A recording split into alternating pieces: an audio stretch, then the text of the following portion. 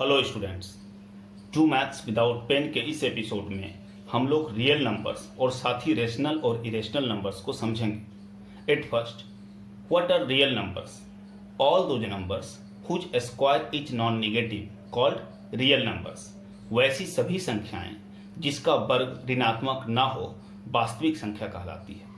There are two types of real number, one is rational number and other is irrational number.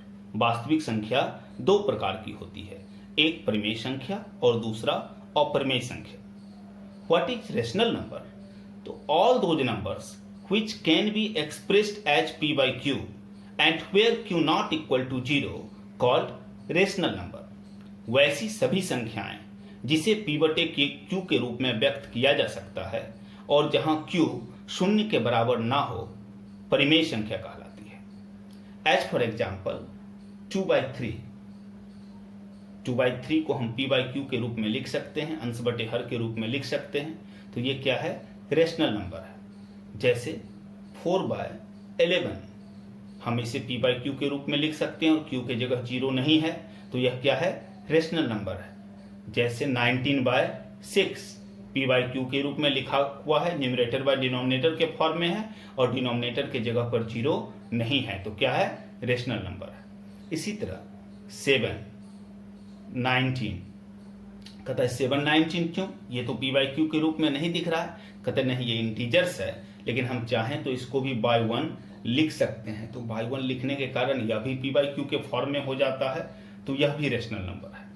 तो rational number students clear है? All those numbers which can be expressed as p by q and where q not equal to 0 called rational number.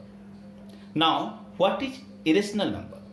तो all those numbers which cannot be expressed as p by q called irrational number। वैसी सभी संख्याएं जिसे p बटे q के रूप में व्यक्त ना किया जा सके अपरिमेय संख्या कहलाती है। एग्जाम्पल तो √2, √3, √5, √6।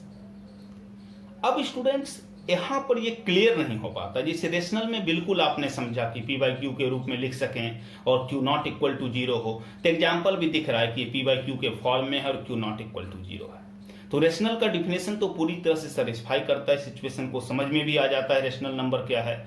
लेकिन इरेशनल में कहता है हम p by q के रूप में ना लिख सकें और एग्जाम्पल सर्ट्स में है, तो हम कैसे समझें, कैसे एक्सप्लेन करें कि y √2 is an irrational number और y √3 is an irrational number. अगर p by q का फॉर्मेट है तो यहाँ जब 7 और 19 लिखा तो कहा कि by 1 कर दो, तो by 1 करने से तो हो जाएगा। हम इसको 1 तो किसी भी चीज़ को, तो अगर 1 से हम किसी भी चीज़ को डिवाइड कर सकते हैं, तो इंटीजर्स को आपने इस बहाने एक्सप्लेन कर लिया, तो अगर यही हम by 1 कर देंगे तो कौन सा अनर्थ हो जाएगा।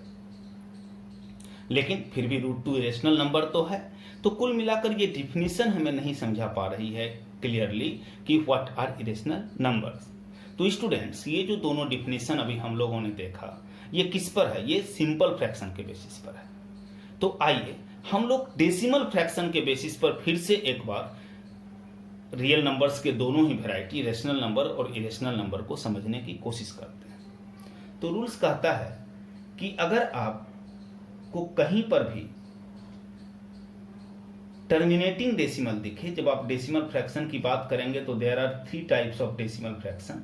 तो number 1 variety is terminating decimal. इसको हिंदी में क्या बोलेंगे? तो इसको हिंदी में बोलते हैं शांत दशमलव। ये क्या होता है? तो कहता है टर्मिनेटिंग डेसिमल शांत दशमलव मीन्स जो डेसिमल के 1 पॉइंट के बाद जाके 2 पॉइंट के बाद जाके 5 पॉइंट के बाद जाकर के ये क्या हो जाए? टर्मिनेट हो जाए। ये क्या हो जाए? ये शांत हो जाए। जैसे एज फॉर एग्जाम्पल अगर आप 1/4 करेंगे तो 1/4 क्या होगा? अगर आप इसको डेसिमल में कन्वर्ट करेंगे तो 0.25 हो जाएगा। ये क्या हो गया? टर्मिनेटिंग डेसिमल हो गया। जैसे आप 9/2 करेंगे तो 9/2 का क्या हो जाएगा? कन्वर्ट होकर के ये डेसिमल में 4.5 हो जाएगा। तो जैसे ये डेसिमल के 1 पॉइंट के बाद जाके कन्वर्ट कर गया, ये 2 पॉइंट के बाद जाके कन्वर्ट कर गया, कोई 5 पॉइंट के बाद जाके 10 पॉइंट के बाद जाके 8 पॉइंट के बाद जाके कहीं पर भी शांत हो जाए, टर्मिनेट हो जाए, रुक जाए, तो ये क्या है? टर्मिनेटिंग डेसिमल है। तो रूल्स कहता है कि अगर कहीं पर भी आपको टर्मिनेटिंग डेसिमल मिले तो आप समझ जाओ वह क्या है? रेशनल नंबर है। फिर कहता है कि डेसिमल फ्रैक्शन का जो सेकेंड वैरायटी है वो क्या होता है, वो होता है रिपीटिंग डेसिमल। रिपीटिंग डेसिमल, अशांत दशमलव, इसको कहीं कहीं आवर्ती दशमलव भी कहते हैं। तो अशांत दशमलव क्या हो गया, कहता है स्टूडेंट जैसे आप क्या करो कि आप जैसे 1/3 का डेसिमल निकालो, तो ये क्या होगा 0.333333, ये इन्फिनाइट तक आता रह जाएगा, तो यह क्या हो गया रिपीटिंग डेसिमल हो गया। तो स्टूडेंट्स कहता है कि रेशनल नंबर को अगर हम लोग डेसिमल फ्रैक्शन के बेसिस पर समझना चाहें तो क्या होगा कि all those numbers whose decimal format is under the heading either terminating decimal or repeating decimal called rational number। वैसी सभी संख्याएं जिसका दशमलव निरूपण या तो शांत प्रकृति का हो या अशांत प्रकृति का हो वो परिमेय संख्या कहलाती है। तो अब रेशनल नंबर में तो हमको ऐसे भी क्लियर नहीं था, दिक्कत नहीं थी, यह रेशनल नंबर तो पहले से क्लियर था कि P/Q वाले डिफिनेशन में भी क्लियर था, और डेसिमल वाला भी आपने समझ लिया कि अगर कभी सिंपल फ्रैक्शन में ना होकर के डेसिमल फ्रैक्शन में होगा तो हम डायरेक्ट भी समझ सकते हैं कि अगर वो या तो टर्मिनेटिंग है या तो रिपीटिंग है तो वो क्या है रेशनल है। हम लोग एक बार फिर से रेशनल नंबर में वापस आएंगे because it can be expressed in both format as in simple fraction as well as in decimal format. और इसके अलावा कैसे तो हम इसके दोनों को सिंपल को डेसिमल में फास्टली कैसे कन्वर्ट करें, डेसिमल को सिंपल में फास्टली कैसे कन्वर्ट करें, और कैसे अगर कोई भी फ्रैक्शन दिया हुआ है सिंपल फ्रैक्शन में तो हम उसको बिना डिवाइड किए ये समझ लें कि वो टर्मिनेटिंग डेसिमल होगा या रिपीटिंग डेसिमल होगा। लेकिन उससे पहले यहाँ पर आने का जो हमारा मुख्य वजह था वो क्या था, concept of irrational number, definition of irrational number. हम लोग इरेशनल नंबर को एक्सप्लेन नहीं कर पा रहे थे ऊपर वाले P/Q वाले डिफिनीशन से। तो कहता है व्हाट आर इरेशनल नंबर, तो कहता है कि third kind of decimal format अगर कहीं पर दिखे, थर्ड काइंड तीसरा प्रकार क्या होता है दशमलव का, तो कहता है neither terminating nor repeating decimal, neither terminating nor repeating decimal, ना शांत ना अशांत दशमलव। हम लोगों ने चर्चा की कि there are 3 types of decimal fraction, first one is terminating, second one is repeating and third one is neither terminating nor repeating decimal. First Hindi में शांत दशमलव, दूसरा अशांत दशमलव और तीसरा ना शांत ना अशांत दशमलव। तो कहता है ये क्या हुआ ना शांत ना अशांत, तो कहता है आपने टर्मिनेटिंग का एग्जाम्पल देखा कि जो डेसिमल के 1 प्लेस के बाद जाके 2 प्लेस के बाद जाके 5 प्लेस के बाद जाके 8 प्लेस के बाद जाके टर्मिनेट हो जाए। आपने रिपीटिंग का एग्जाम्पल देखा कि जो कभी टर्मिनेट ही ना हो, चलता जाए अनंत तक। और तीसरा क्या हो गया, कहता है जैसे देखो 1.1 0 1 0 0 1 0 0 0 0 1 0 0 0 0 1 0 0 0 0 0 1। आपने क्या देखा, ये टर्मिनेट कर रहा है नहीं, ये रिपीट कर रहा है नहीं, एक सीक्वेंस बना के इन्फिनिटी तक चलता जा रहा है। तो ये क्या हो गया, नाइदर टर्मिनेटिंग नॉर रिपीटिंग। तो this one is the example of irrational number. तो स्टूडेंट्स दस what is the irrational number, तो all those numbers whose decimal format is under the heading neither terminating nor repeating decimal called irrational number. वैसी सभी संख्याएं जिसका दशमलव निरूपण ना तो शांत और ना ही अशांत प्रकृति का हो, क्या कहलाएगी, अपरिमेय संख्या कहलाएगी। तो स्टूडेंट अगर कोई आपको बोलेगा, जैसे वहां पर प्रश्न था कि why √2 is an irrational number, तो हम बोलेंगे कि अगर √2 का हम लोग डेसिमल फॉर्मेट निकालें तो यह क्या होगा, आप निकालते चले जाएंगे इन्फिनिटी तक, यह ना तो टर्मिनेट करेगा ना ही रिपीट करेगा। यही कारण है कि √2 क्या है, इरेशनल नंबर है। तो स्टूडेंट इरेशनल नंबर क्या होगा, अगर हम इसको सिंपल फ्रैक्शन से नहीं समझ पाएंगे तो हम इसके लिए इस डिफिनेशन का इस्तेमाल करेंगे कि all those numbers whose decimal format is under the heading neither terminating nor repeating decimal called irrational number. तो वो सारी संख्याएं जिसका क्या होगा, डेसिमल फॉर्मेट ना शांत होगा और ना ही अशांत होगा, वो क्या होगा, इरेशनल नंबर होगा। तो इरेशनल नंबर की कहानी यहीं पर समाप्त हो जाती है, because it can not be expressed in both format. या तो इसको हम सर्ट्स में लिखेंगे या इसी तरह इसको डेसिमल के सीक्वेंस में लिखेंगे। लेकिन रेशनल नंबर में अभी भी बहुत बातें छुपी हुई है। सबसे पहले तो हम लोग वेराइटीज ऑफ रिपीटिंग डेसिमल आगे समझेंगे। There are 2 types of repeating decimal. तो हम लोग इसके लिए अगले पेज में चलते हैं, ताकि रेशनल नंबर का जो इम्पोर्टेंट पार्ट है हम उसको एक बार फिर से समझते हैं। स्टूडेंट, एक बार फिर से हम लोग यहाँ पर अब फिर प्योर रेशनल नंबर में आ जाते हैं। इरेशनल की कहानी वहीं समाप्त हो गई, वह सिर्फ डेसिमल फॉर्मेट में ही रह सकता है या फिर सर्ट्स में रह सकता है। लेकिन रेशनल नंबर में कुछ कंसेप्ट्स भी है और एग्जामिनेशंस के लिए यहाँ से कुछ डायरेक्ट मटेरियल है, जो कंसेप्ट अगर आप समझेंगे तो एग्जामिनेशन में ये सीधा सीधा उपयोगी है। तो हम लोग इसको पहले डेसिमल फॉर्मेट में समझ रहे थे, तो डेसिमल फॉर्मेट में हम लोगों ने 2 चीज़ें ली। सबसे पहले क्या लिया कि हमने लिया टर्मिनेटिंग डेसिमल,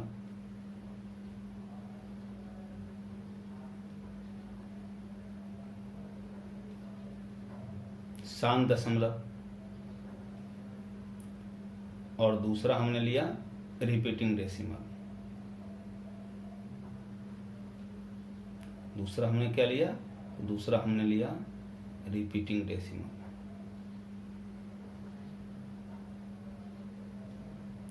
आसान दशमलव।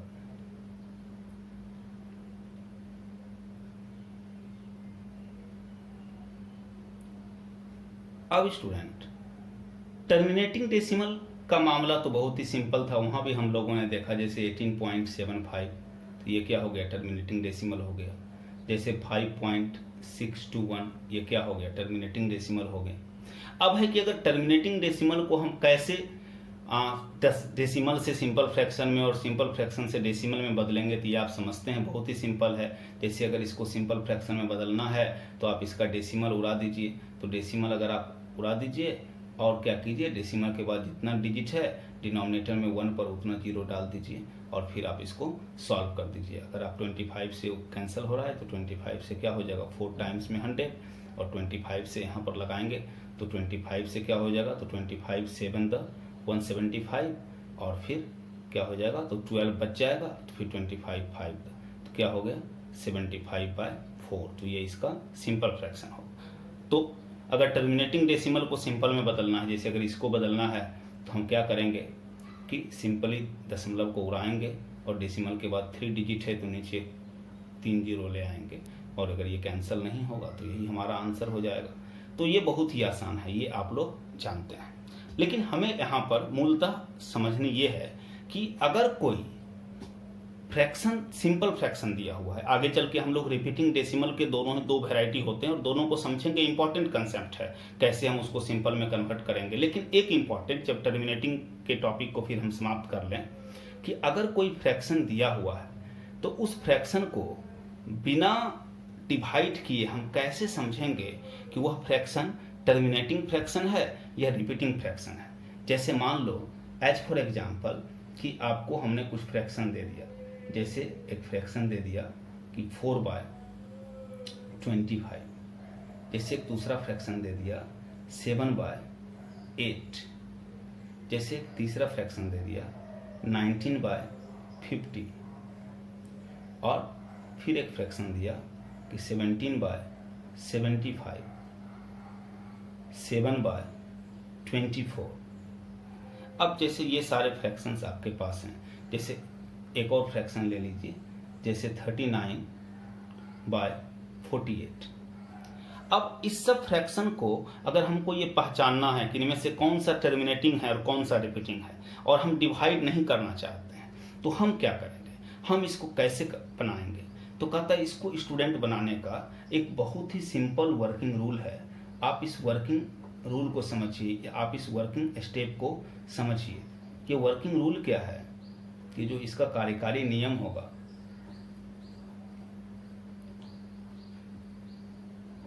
तो कहता है इसका एक वर्किंग रूल क्या है? कहता है at first convert the given fraction into its standard form.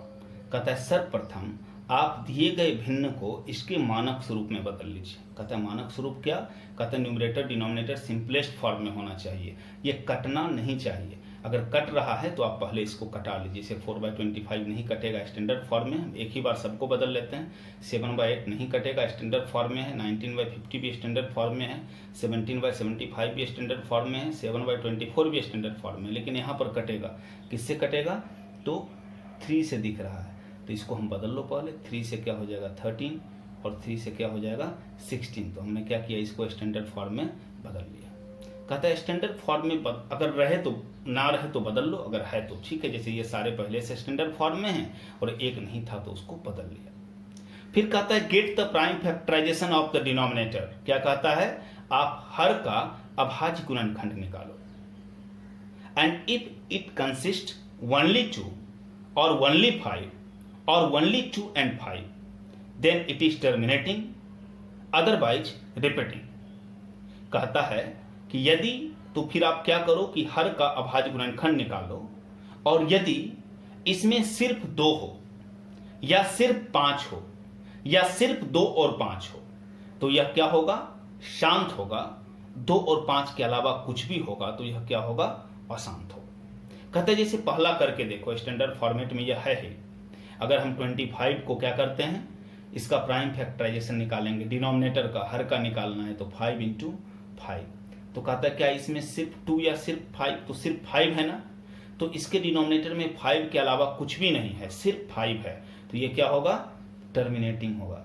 कहता है आप क्या करो, तो सबसे पहले जो फ्रैक्शन है उसको इसके स्टैंडर्ड फॉर्म में ले आओ, फिर उसके डिनोमिनेटर का प्राइम फैक्टराइजेशन करो। उसमें या तो सिर्फ 2 दिखे या तो सिर्फ 5 दिखे या 2 और 5 दोनों दिखे तो वह टर्मिनेटिंग होगा।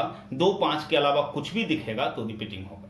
तो इसमें सिर्फ 5 दिख रहा है तो ये टर्मिनेटिंग होगा। अगला में फिर ये स्टैंडर्ड फॉर्म में है, इसका प्राइम फैक्टराइजेशन करो तो 2 × 2 × 2 8 का क्या हो जाएगा? 2 × 2 × 2। तो सिर्फ 2 दिख रहा है ना, तो सिर्फ 2 है इसके डिनोमिनेटर में, तो यह भी क्या होगा? टर्मिनेटिंग होगा। अगला में चलो, 19/50 स्टैंडर्ड फॉर्मेट में है और प्राइम फैक्टराइजेशन 2 × 5 × 5। तो क्या कहता था? या तो सिर्फ 2 दिखे या तो सिर्फ 5 दिखे या 2 और 5 ही सिर्फ दोनों दिखे, मतलब 2 और 5 दोनों रहे लेकिन इसके अलावा कुछ और ना रहे, तो ये क्या होगा? ये भी टर्मिनेटिंग होगा। लेकिन 2 और 5 के अलावा कभी भी कुछ भी दिख जाए तो रिपीटिंग होगा। जैसे अगला एग्जांपल स्टैंडर्ड फॉर्म में है, ये करेंगे 3 × 5 × 5। तो 5 तो दिख रहा है लेकिन क्या 2 और 5 के अलावा कुछ और दिख रहा है? तो 3 दिख रहा है, कहता है ये रिपीटिंग होगा।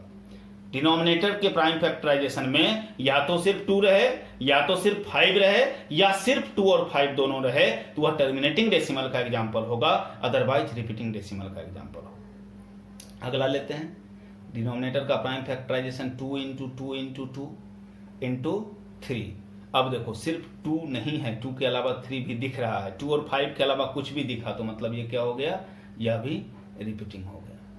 और लास्ट देखते हैं, सबसे पहले स्टैंडर्ड फॉर्मेट हम लोग पहले बदल लिए थे, क्या होगा? सिर्फ 2 × 2 × 2 × 2, सिर्फ 2 दिख रहा है, ये फिर से क्या होगा? टर्मिनेटिंग होगा। तो बेहद आसान है, कितना भी कैसा भी फ्रैक्शन दे दे, बड़ा से बड़ा फ्रैक्शन दे दे, आप अगर डिवाइड करोगे क्या पता 5 डिजिट के बाद जाके कटेगा, 8 डिजिट के बाद जाके कटेगा, 10 डिजिट के बाद जाके कटेगा, आप कहाँ तक चक्कर में पड़े रहोगे। तो आप सीधा क्या करना है, वर्किंग रूल को आप फोकस करिए। At first convert the given fractions into its standard form. सर्वप्रथम दिए गए भिन्न को आप मानक स्वरूप में बदल लीजिए। Get the prime factorisation of denominator, आप हर का अभाज्य गुणनखंड ज्ञात कीजिए। If it consist of only 2, only 5 और only 2 and 5 then it is terminating, otherwise repeating. यदि इसमें सिर्फ 2 हो या सिर्फ 5 हो या सिर्फ 2 और 5 हो तो यह शांत दशमलव होगा, अन्यथा अशांत दशमलव होगा। तो स्टूडेंट ये एक इंपॉर्टेंट क्वेश्चन है जो कि एग्जामिनेशंस में आते हैं कि आपको क्या किया, तो आपको कुछ पॉइंट्स डाल दिया, कुछ फ्रैक्शन दे दिया और पूछ दिया इसमें से कौन सा टर्मिनेटिंग होगा और कौन सा रिपीटिंग होगा। और अगर आप इसको डिवाइड करने के चक्कर में पड़ते हो तो ये बहुत महंगा पड़ता है। खैर ये क्लियर हुआ। अब आओ हम लोग इसके लास्ट कंसेप्ट की ओर चलें, varieties of repeating decimal. Students, there are 2 types of repeating decimal. One is pure repeating decimal,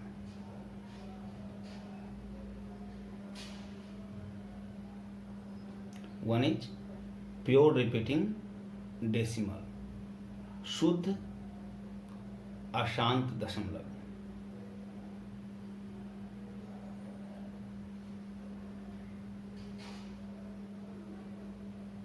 and another is impure repeating decimal.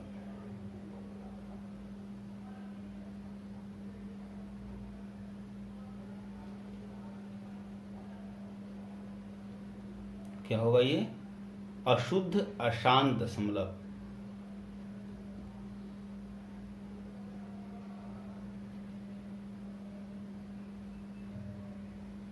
इसको हम लोग 20 से अलग कर लेते हैं थोड़ा सा।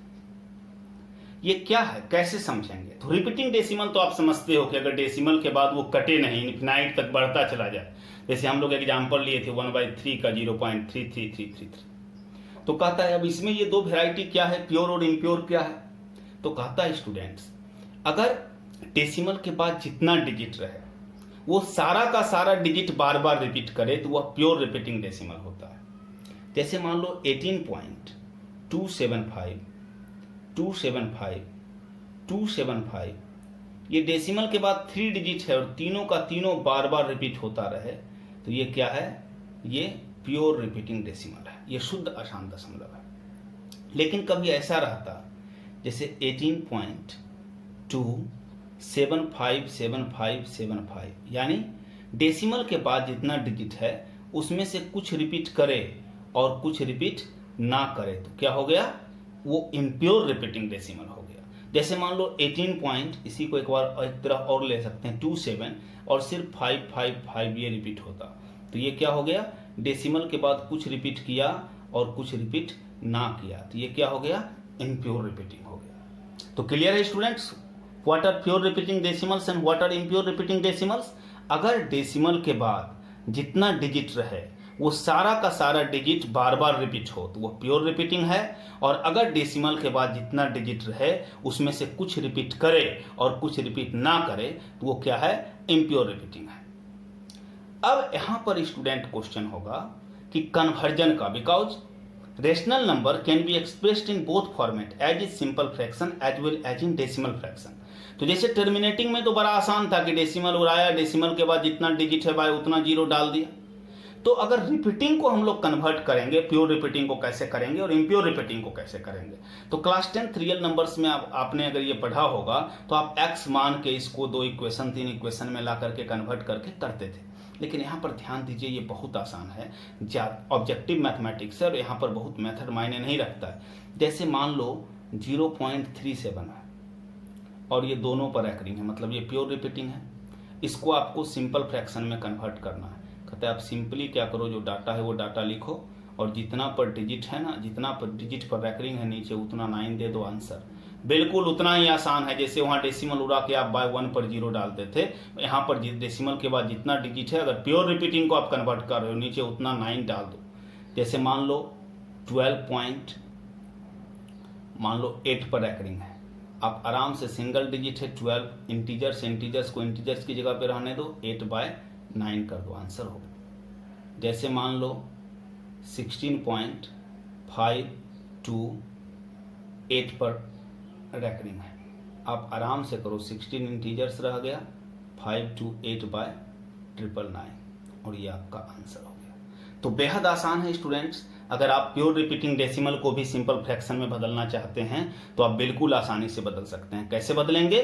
तो बस जो इंटीजर्स है इंटीजर्स का रिस्पेक्ट करिए, इंटीजर्स को इंटीजर्स की जगह पे रहने दीजिए और डेसिमल को आप क्या कीजिए, डेसिमल के बाद जितना डिजिट है न्यूमरेटर में उसको लिखिए उस डिजिट को, डिनोमिनेटर में जितना है उतना 9 डाल दीजिए और ये आपका आंसर हो गया। उसी तरीके से अगर इसका उल्टा स्टूडेंट सोचें कभी अगर, तो आप क्या करेंगे, अगर इसके उल्टे में आपको कभी अगर ऐसा रहेगा, जैसे मान लो कोई दे दिया कि 41/99, तो जैसे आप शॉर्ट में करते हैं ना कि टर्मिनेटिंग डेसिमल में अगर नीचे 0 मिल जाता है आप तुरंत सॉल्व कर देते हैं। अगर कोई आपको दे दे कि 392/10 तो आप बिल्कुल नहीं सोचते हैं, आप तुरंत इसको 39.2 लिख देते हैं। 1 पर जितना 0 है लेफ्ट में उतने डिजिट के बाद हम डेसिमल डाल देते हैं। उसी तरह से जैसे 41/99 दे दिया तो आप बिना कुछ सोचे समझे इसको 0.41 का रैकरिंग कर दो, ठीक है।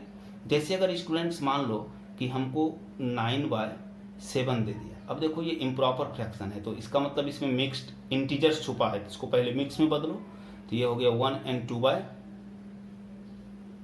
ये स्टूडेंट्स एक थोड़ा सा ये गलत एग्जाम्पल, इसको उल्टा हम लोग लें।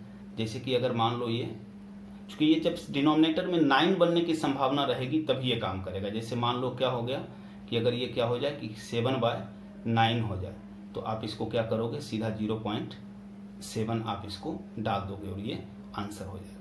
जैसे अगर मान लो इम्प्रॉपर का कोई एग्जाम्पल हम लेना चाहें, जैसे मान लो ये ऐसा होता कि 13/9 होता, तो ये इम्प्रॉपर हो गया, इसका मतलब इसमें कोई ना कोई मिक्स्ड है, तो इसको हम पहले कन्वर्ट करेंगे मिक्स्ड में, तो 1 and 4/9 होगा और तब हम इसको 1.4 का रैंकिंग लिख सकते हैं। तो क्या करेंगे कि अगर कभी भी ऐसा हो कि डिनोमिनेटर में सिर्फ 9 हो, तो जैसे आप 0 वाले को वहाँ पर आसानी से कर सकते हैं, उसी तरह से आप 9 वाले को यहाँ पर आसानी से कर सकते हैं। चलिए आइए हम लोग लास्ट इम्प्योर रिपीटिंग को समझते हैं। अगर स्टूडेंट आपको किसी इम्प्योर रिपीटिंग का क्वेश्चन हो और उसको आपको सिंपल फ्रैक्शन में डेसिमल फ्रैक्शन से कन्वर्ट करना हो, जैसे मान लो 0.368 और मान लो इसमें 68 पर रैंकिंग है, तो आप क्या करो कि जो नंबर है वो पूरा नंबर लिखो, जिस पर रैंकिंग नहीं है, जैसे यहाँ 3 पर रैंकिंग नहीं है तो उसको माइनस कर दो, जितना पर रैंकिंग है डिनोमिनेटर में उतना 9 दो और जितना पर रैंकिंग नहीं है उतना 0 दो और फिर आप इसको सॉल्व कर दो।